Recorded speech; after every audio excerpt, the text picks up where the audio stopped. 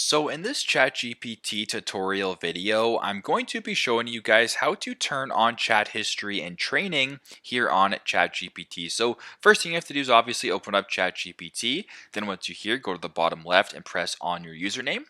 Then go to where it says settings and beta and press on that.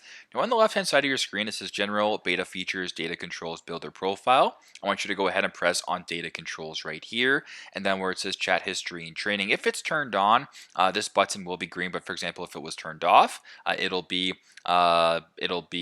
cleared. Now if you want to enable chat history, you can either go ahead and press on that, or what you can do is do the exact same thing. Go back, go to settings and beta, go to data controls, turn this back on, and now everything is back to normal. So pretty straightforward, but that's how you guys can turn on chat history and training on ChatGPT. Thanks again for watching, and I hope this video helps.